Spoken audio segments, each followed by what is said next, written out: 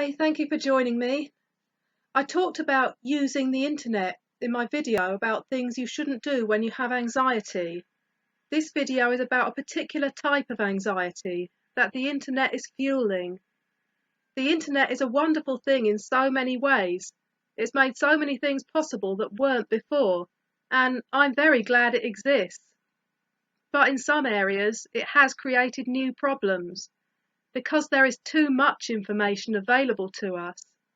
One of these areas is health. There has been a rise in health anxiety in recent years because of people Googling illnesses and symptoms. Now, with so much information at your fingertips, you can Google anything. There are some areas where this isn't such a good idea. Some things you should not Google. Health is one of them. It usually just makes the anxiety worse. There are some things you have to be aware of when Googling health conditions. First, not all pages are written by medical professionals. Anyone can make a website and write pages about illnesses or anything else. Anyone can write something on Wikipedia. Second, you can come across scary articles and stories because there are people out there with some very twisted views who write all kinds of things that aren't true and put them out there because it serves their agenda. Third, medical technology changes and the information gets out of date, but the pages stay there. A lot of them never get updated. There are internet pages that were written in the 90s. They might have been accurate at that time, but a medical page from 20 years ago is irrelevant now.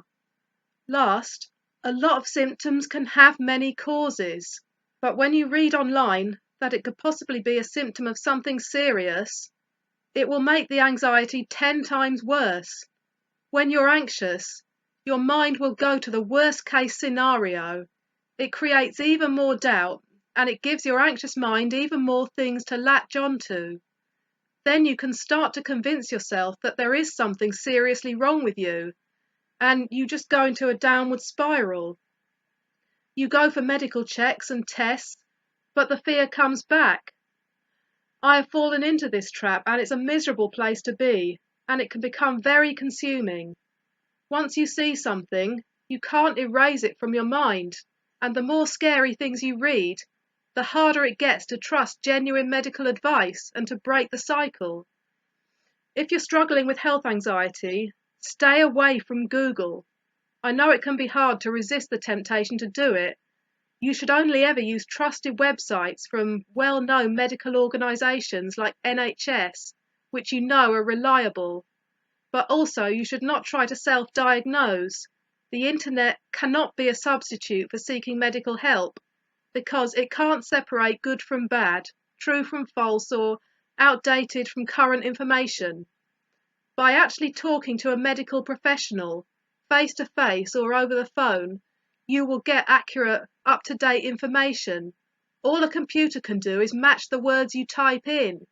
So listen to the experts and get help for the anxiety, because that is the real problem. I hope this has been helpful. Thank you for watching. See you next time.